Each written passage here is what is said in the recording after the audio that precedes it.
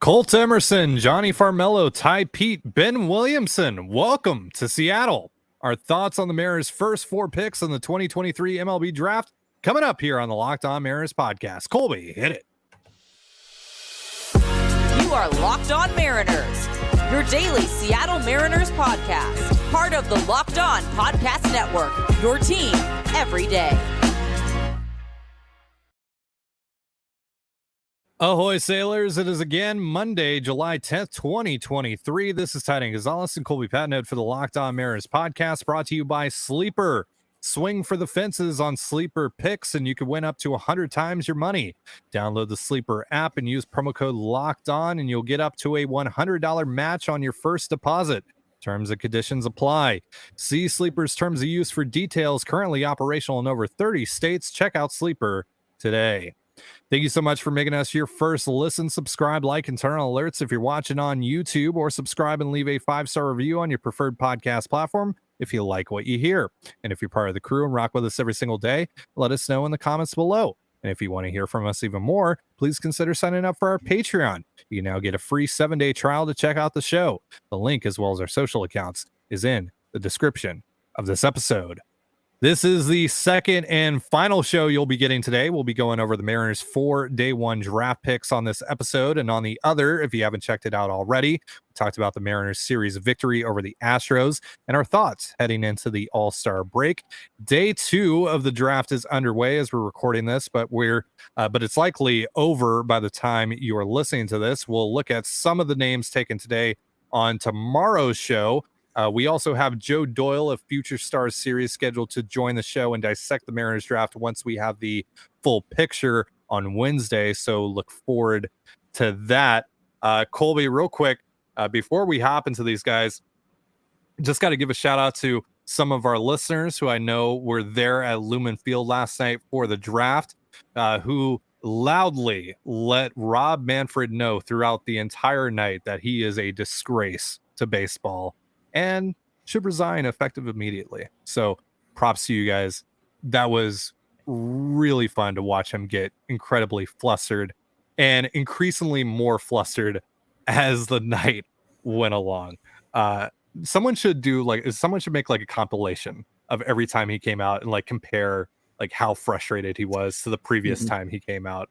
That provided some much needed entertainment, because Colby, quite frankly, the Mariners draft, at least the way it started, kind of boring. It looked like it might get interesting there for a little while, because first 11 picks or so, there was a couple reaches. It seemed like the board was kind of falling nicely for the Mariners, and maybe that speculation that they would actually get one of the big college bats to fall to them was actually going to happen. But then Tommy Troy goes off the board. Matt Shaw goes off the board. Kyle Teal goes off the board. Enrique Bradfield goes off the board. And so the Mariners get a guy who was mocked to them over and over and over again over the last, couple months. And John Glenn High School shortstop, Colt Emerson. So we've talked about him a lot, obviously, because he has been mocked to the Mariners quite a bit. So you guys listening or watching right now probably know about him. We also talked to Joe Doyle about him when he was on the show a couple weeks back. But for those of you that don't know or just tuning in now, Colby, now that Emerson is officially in the Mariners organization, what are they getting from the 17-year-old? Yeah, from all accounts, they're getting a great kid who comes from a really good family, has a great support system, and those are all things that really matter and obviously help a young player who's starting his first and hopefully last career. So, obviously that's a great start. But Emerson, the player, really interesting, one of the best, if not the best prep bat, just from a raw hit tool perspective in the country. Good athlete. Nobody seems to question that he can stay up the middle or slide over to third base, which is another premium position. So he's going to play a premium position. The hit tool is legitimate. There's average or better power right now, and he's not even 18 years old yet. It's a lefty stick. There are a lot of similarities to Cole Young, who the Mariners drafted last year, except, obviously In this case, Emerson is younger. He is a full year younger than Young was when he was selected last year. So there's more upside here. There's a little more bat speed. He's a better athlete. He's a little bit better hit tool. Colt Emerson is essentially better Cole Young. And I have to think that if he was in the draft last year, he would have been, top 10, top 12 pick. This is an exciting player. He's a very good player who probably is going to move relatively fast, considering that he is a prep 17-year-old. Nobody really doubts the hit tool. I think what we're just waiting to see is he going to be is he going to max out the hit tool, or is he going to try to max out the power? Obviously, ideally, you'd like to do both, but that's not really realistic. But when you look at the ceiling on the hit tool, it's 280, 290, 300 is probably the ceiling on the hit tool. But you look at the ceiling on the power end, it's probably 25 homers. So you kind of have to pick a lane if you're Seattle and if you're Emerson. You kind of have to pick a direction that your player development is going to go. But yeah, it's a very good player. It's a good lump of clay. And even if he opts for the more power, he's probably still 260, 270 bat. If he goes the power route, honestly, it's going to be kind of similar to Kyle Seager would be my guess. Like good Kyle Seager, not the last few years Kyle Seager. So yeah, I think this is a really good player. I think he slides, into the top 5 would be my guess in the Mariners prospect ranks. And he's a really fun player. And it's a guy that I was following throughout the entire process. Obviously he was mocked to Seattle early. But yeah, you just learn more about the guy, you learn more about the player, you learn more about the profile. And it's hard not to like Colt Emerson. And I know the Mariners were pleasantly surprised that he was available to them at 22. And they were willing to take him, even though it sounds like they'll have to go over slot to get that deal done. But overall, Mariner fans should be pretty pumped about Emerson. He is a really good player. Yeah, it's an excellent hit tool that's going to play up at any possible position he'll wind up playing. Shortstop, second, third, out, center field. It's going to play up wherever, and it's going to be really interesting to see what the Mariners want to do with his development, if they want to put an emphasis more on the power, because there is going to be a trade-off there, right? You're trading off more home runs for, or you're trading off a few points of batting average for more home runs, right? But as we saw with during his time with the 18U national team for Team USA, there's high average bat there in that profile right now. So going to be a lot of fun to see him make his pro debut here, and what they do with him over the next couple of years with his development, and see how that power develops, because there's a ton of bat speed there, and that's why people think that it could be 25, 30 home runs when it's all said and done. So that's a really exciting pick for the Mariners. We're going to be talking about their second pick, Jonny Farmelo, outfielder out of Virginia, in just a moment. But first, a reminder: this episode of the Locked On Mariners podcast is brought to you by BetterHelp. Getting to know yourself can be a lifelong process, especially because we're always growing and changing. Therapy is all about deepening your self-awareness and understanding, because sometimes we don't know what we want, why we react the way we do, till we talk through things. BetterHelp connects you with a licensed therapist who can take you on that journey of self-discovery from wherever you are. Therapy can be helpful for learning positive coping skills and how to set boundaries. It can empower you to be the best version of yourself. So if you're thinking about starting therapy, give BetterHelp a try. It's entirely online, designed to be convenient, flexible, and suited to your schedule. Just fill out a brief questionnaire to get matched with a licensed therapist. And if you don't feel that your match is suitable for you, you can switch therapists at any time for no additional charge. Let therapy be your map with BetterHelp. Visit BetterHelp.com/LockedOnMLB today to get 10% off your first month. That's BetterHelp, HELP.com/LockedOnMLB. And you're listening to the Locked On Mariners podcast. Thank you again for making us your first listen. The All-Star week is obviously going on right now, but you can still get your Mariners fix on the Mariners hometown broadcast, SiriusXM, via the SXM app. So we've talked about Colt Emerson. Again, we've talked a lot about him, so didn't want to spend too much time on him. Let's talk about Jonny Farmelo, who we haven't talked about at all, but he became a very popular selection and mock drafts for the Mariners, especially at that 29 or 30 pick over the last couple of days.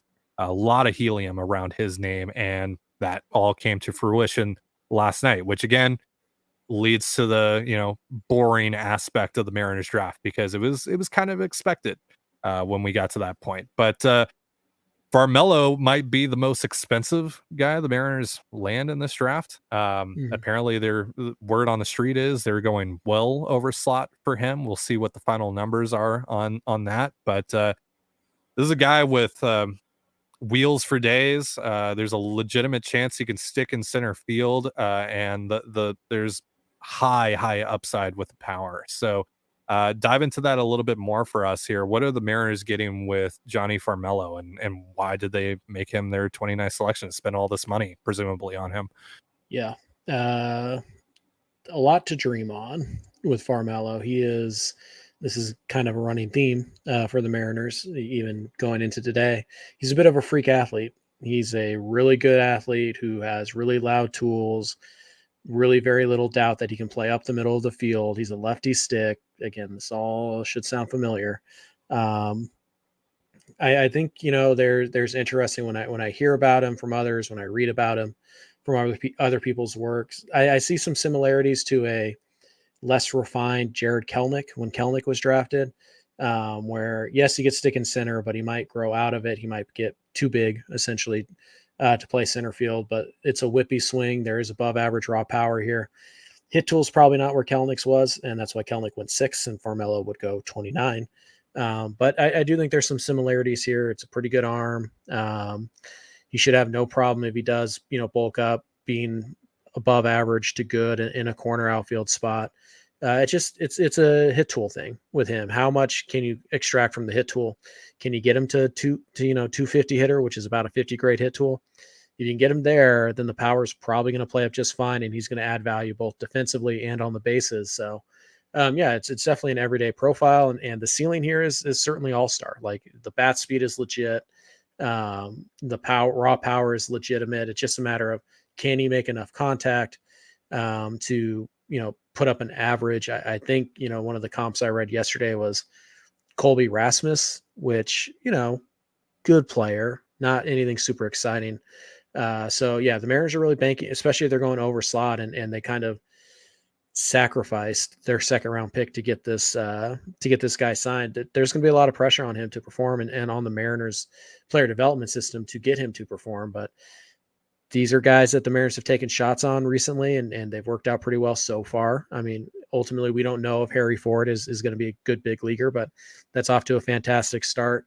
Edwin Arroyo, they were able to turn him around so fast so that he was a major part of the Luis Castillo trade. And you look at what they've done already with Cole Young, and you look at what they've done with Gabriel Gonzalez, and you kind of start to look around and they say, hey, these prep bats, early returns the Mariners are pretty good at developing prep bats. Again, we'll have to wait and see.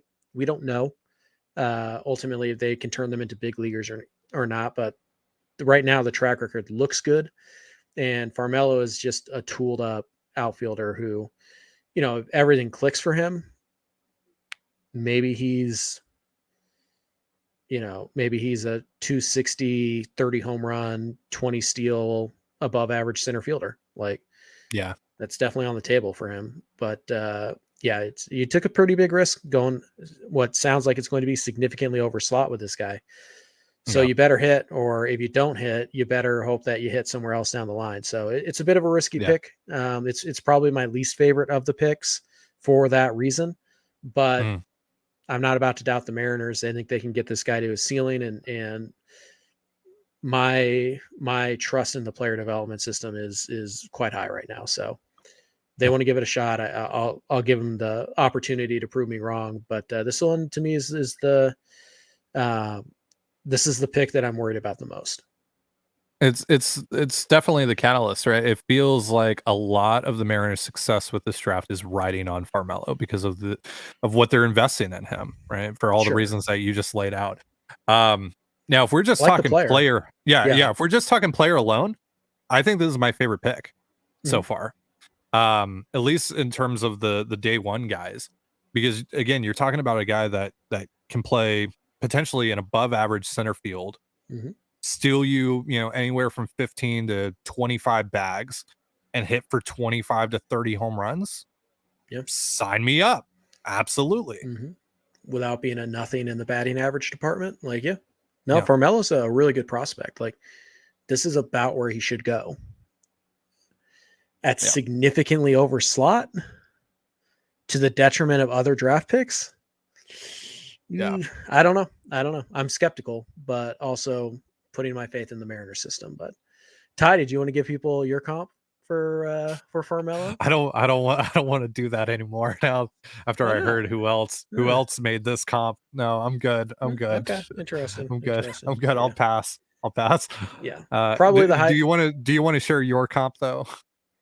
Yeah, I already did. Less polished. Oh yeah. Yeah, that's right. Yeah, that's right. You did. Yeah. So yeah, probably the highest ceiling of anybody they've taken. But because of the added risk, we'll see. I don't hate the pick. Certainly, it's not how I would have done things, but also what do I know? So I just kind of trust the Mariners in this aspect of things. And Farmello is a guy who, for me, going to be around 8, 9, 10, I think, in my prospect ranks. I haven't actually done them yet. Wait and see that they get all these guys signed, but he is certainly an interesting player, and he's the type of guy, like, he's probably only going to be in Arizona this year, but if he starts next year in Modesto, and he's also young, I think he just turned 18 fairly recently.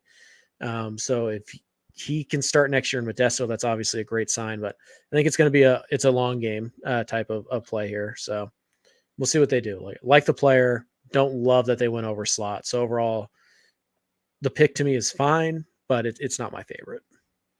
All right, fine. I'll just throw the comp out there, even though I don't like it anymore for reasons. Traitor. Reasons we will not get into on the show. I look at the profile. I look at, again, when we're talking about comps, we're talking about absolute high end, everything goes right. Yeah. Numbers wise, I don't know about aesthetically or, mechanically, but numbers wise, kind of sounds like maybe early, like Miami Christian Yelich with more consistent power. So if that's what you get, early Milwaukee Christian Yelich. Yeah, maybe not competing for MVPs, but Ty's sitting here saying this guy's going to win an MVP. Okay, all right, well, we'll see. But maybe like a perennial 4-win guy. Yeah, it's certainly the upside. Yeah, so that would be great. That would be an absolute home run of a pick for the Mariners if that's what he turns out to be. So we'll see.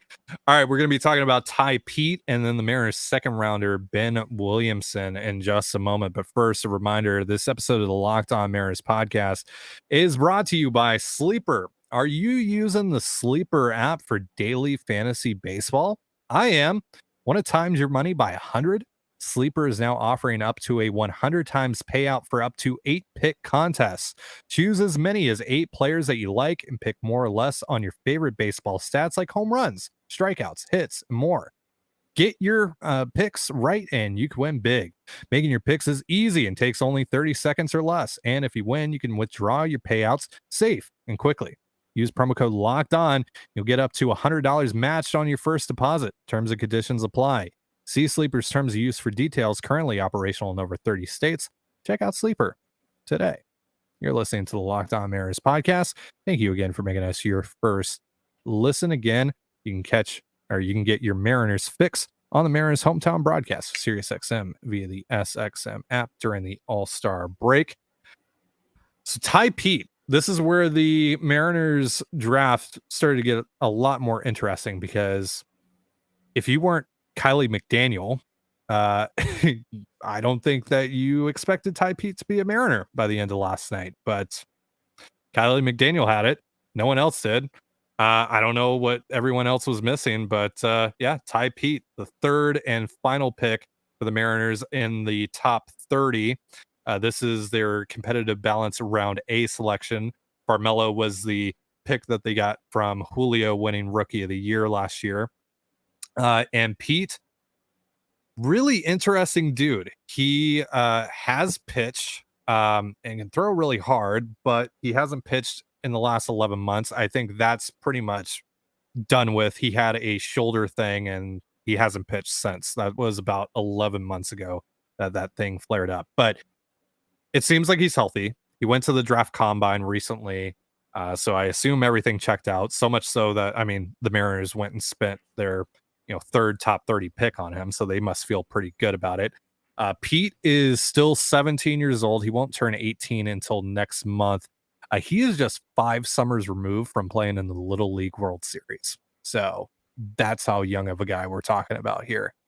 But really interesting dude. A lot of pop. Saw some clips of him just hitting nukes. He's interesting, but he's also, look, every prep guy is a project, right? Mm-hmm. But Pete seems even more so, especially when you stack him up to Farmello and Emerson. What do you think about him? Yeah, he's definitely more of a long haul type of player. Yeah, he's interesting. Apparently, the talk in the industry last night was that the Mariners' plan was to buy Pete down to 57. But I think that changed when they drafted Emerson, who was going to take overslot to sign. So now they're going to sign Pete. It sounds like they'll probably get him to an underslot deal by picking him at 30. So that is where they will get some of the money to pay Farmello or Emerson. So yeah, Pete is an interesting guy. It's probably about 15, 20 picks too high, quote unquote. I think he fit pretty comfortably talent wise in that, 45 to 55 range. So it's not an egregious overdraft by any stretch. And there are some loud tools here. He's 96 miles an hour from the mound. Now, he's not a two-way player. So if anybody's telling you that, they don't know what they're talking about. He's going to be, an offensive player for now, infield. He still has a strong arm, but the shoulder injury, it might be an issue if he were to continue to pitch. So they're going to put him on the mound. It's loud contact, loud bat speed. He can crush the ball. He runs very well. He's a good athlete. Obviously he still has the good, no pun intended. He still has the good fastball. So this is a legitimately toolsy player who just kind of needs some refining and just kind of has some work to do, like all prep guys do, but he's young. He's very young for this draft.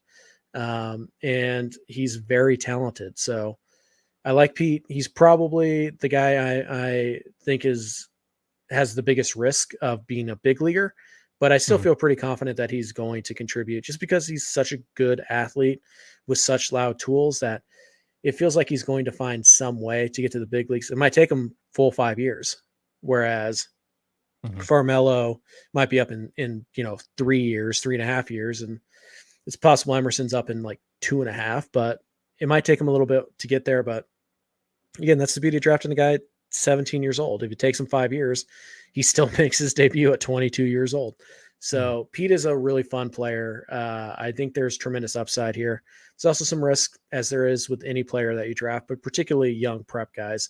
Yeah. But we'll see if he stays on the dirt. I think he could be a plus defensive outfielder. He's, again, freak athlete. It is kind of the mode of the Mariners' first 2 days here is they are taking athletes who can play up the middle, who have loud tools, and they're going to develop them. And they trust Justin Toole and his staff to develop these guys. And again, like we talked about in the previous picks, hard to blame them with the early returns of the other young prep guys that they have developed over the last 2 years. So yeah, definitely a toolsy pick. Definitely I don't want to say a head scratcher. Definitely a bit surprising that they went, with another prep shortstop after they took one at 22.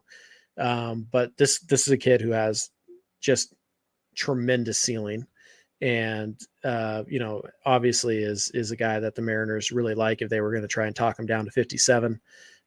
So I think this is a really interesting prospect. It'll be fun to see him develop. It might be a full year, like we might be a year from now, and he's just getting to Modesto. Like, no idea how this kid is how fast he's gonna move, but he is a fun player, and he's gonna land it pretty comfortably, I think, in my top 15 prospects, but probably closer to 15 than 10. But he's a good player. He's a fun player. Yeah, and because of the ages, I mean, going to be interesting to see, him and Felton and Celestin, as long as those two guys are in the organization with one another, kind of how the Mariners deploy those two guys because I assume they're probably going to be playing at the same level for the majority of their pro careers. So, obviously both of those guys shortstops as of now, but again, Pete has the athleticism to move all around. There's some thought that Celestin could also move around as well. So we'll have to keep an eye on that. Shout out to Terry McClure, though, the Mariners, Georgia and South Carolina scout, first year scouting, and the Mariners take his guy in Tai Peete. So that's really cool for Terry there. Mm-hmm. And by the way, that is a absolute hotbed of baseball talent. So to have a first year guy man that region, and essentially get a first round pick in his first year at the job, that's awesome. So congratulations to him.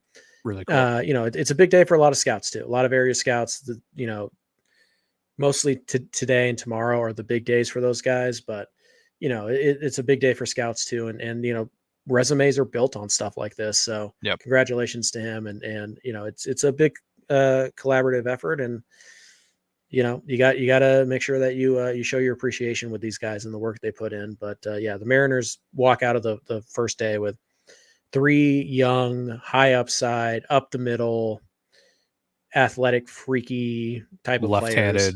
Yeah, all left-handed hitting. Like they had a type. They certainly had a type, and these are 3 guys that are very, very easy to dream on. So lots of fun. As a result of their, it's been a long day of recording. My voice is trying to give up. As a result of their spending on Farmello and Emerson, they had to go under slot, and it looks pretty significantly under slot with their second round pick at number 57. That's Ben Williamson, third baseman out of William and Mary. He's a senior sign, but he's kind of intriguing. Word on the street is it's a 60 grade or above glove with some intriguing tools at the plate. Tell me about Williamson. Yeah, righty. I saw one guy say it was a 60 plus glove. Everybody else seems to think that it is at the very least solid average at third. Like there's very little doubt that he will be able to play third base at a good level as a pro. So that's probably where he's going to be. He also played some shortstop, might be able to play some second. He's a good athlete, not the explosive athlete that they got in the first few rounds, but it is developing power right now. I think I read somewhere that it's pretty comfortably 25 home run raw power right now, maybe even 30. And more walks than strikeouts. He's kind of a CTZ guy. There are some good numbers based on, swing speed, and just the big data guys seem to really like this guy as well. So yeah, it's an intriguing player. Third base, probably, maybe a little bit of utility, can kind of move him around a little bit. I think a pretty common comp for him right now is Tyler Locklear, which I get because, they're both performers at small schools. They both went in the second round to the Mariners. So I get that from all that perspective. But honestly, to me, like, Williamson is a significantly better athlete. So the fact that he can play third is a huge bonus to him. The fact that he's athletic enough that some people think he could play the outfield is a bonus. So to me, when I read Williamson and obviously I had to read up on Williamson more than anybody else because he was the guy I didn't know existed until about 18 hours ago. So I had to read up a lot on him. But as I kind of read up on the profile and what type of player he is and the type of athleticism he has, I think I have a ceiling comp that's fun. And keep in mind, this is ceiling, absolute ceiling. So you're supposed to reach for the stars with these ceiling comps. So here's what I'm going to give you, Ty. Okay. Mitch Haniger. Ooh. So I think more like 2018 Mitch Haniger than 2021 Mitch Haniger or 2022 Mitch Haniger. Yeah. 21. Yeah, 21. But yeah, I think there's a possible major leaguer here, and for a significantly under slot draftee, if you can get a major leaguer out of that, that's not a wasted pick, even at the second round. So yeah, I actually like Williamson. He's not going to be top 15, I don't think, but I like him more than I like Locklear coming out of last year, but obviously Locklear has the track record. So I think Williamson's probably going to get some run in Modesto this year. So we'll get to see him a little bit, would be my guess. But yeah, he's a money saver, sure. But unlike past money savers like Wyatt Mills, there's a legitimate major league, like, I don't know if there's an everyday ceiling to him. I mean, the ceiling, as I mentioned before, is Mitch Haniger, but like, I think like the 75th percentile is that he's just a pretty solid bat first utility guy who provides some defensive value and some base running skills. Yeah, the Locklear comp feels really lazy to me. Yeah. It feels like, oh yeah, they were both drafted in the second round and they performed at small schools. And that's about where the comparisons die, though. Pretty much. Like, this guy, he can actually play defense. He'll be able to stick at the corner. He can play multiple positions if you need him. Like you said, he's probably going to wind up being a utility guy if he reaches the big league level. So none of that is Tyler Locklear. Tyler Locklear is a first baseman. Like that. Yeah, he's a first base power hitter. Like, which is great. And he's off to a great start in his pro career, obviously. So yeah, unfortunately injured, but yeah. Yeah. But I mean, yeah, Locklear, top 15 prospects still, for the Mariners, but I just think Williamson has more of an upside. Honestly, it was funny, as I was first started reading about him, the profile that I read first, I was like, this is like Kyle Seager's profile verbatim. Like, probably a utility guy, probably a 7th, 8th round pick, like more hit than power. Maybe he could sell out for power and hit, 18 and play second base. Like, I was like, oh wow, that's just Kyle Seager when McNamara took him in the 3rd round. People are like, that's a 5th round utility guy at best. And Kyle Seager was an all-star in the first day at the very least. And I'm excited to watch him. He's probably one of the only guys we're going to get to see in Modesto this year. So that'll be fun. And I don't know, he'll probably start in Arizona, but I wouldn't be shocked if he got, a month or so in Modesto to kind of wrap the year. And he's a fun player. I think another comp that is kind of lazy is Hogan Windish.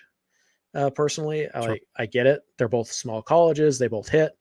They're both, guys that the models love and all that stuff. But like, Windish is a first baseman also who can kind of fake it at third. Williamson is a legit third baseman. So it's a fun player. Look, if you can raise my eyebrows with a significantly underslot guy, that's all I could ask for, really. So they've done that here with Williamson. Intrigued to see how his development goes. All right. So that's going to do it. Unless there's anything else you want to add before we get on out of here. All right, cool. So tomorrow we'll touch on the Derby a little bit, depending on how Julio does. If he wins, then we'll talk about it a bit longer. If not, we'll just quickly mention it and move on, and then we'll talk about some of the day 2 guys the Mariners have taken. They took another prep guy, which is really interesting. They took an insane athlete out of Winthrop, and they took a guy with a great name that I feel uncomfortable saying here on the Locked On Mariners podcast, but definitely on the Control the Zone podcast. So be sure to join us for all of that. But for now, that's going to do it for us here on the Locked On Mariners podcast. Thank you so much for making us your first listen. For Colby Patnode, I'm Ty Gonzalez. Be sure to give us a follow on Twitter at LO_Mariners. You can follow me at Dane Gonzalez, that's CANEGNZLZ, and Colby at CPAT11, that's CPAT11. Follow us on Instagram and TikTok as well over at Locked On Mariners. That's one word, Locked On Mariners. We're also on Threads now at the same @. You can also find all that stuff in the description of this episode. Thank you again for making us your first listen. Have yourself a beautiful baseball day, and we'll see you tomorrow. Peace. Go Julio.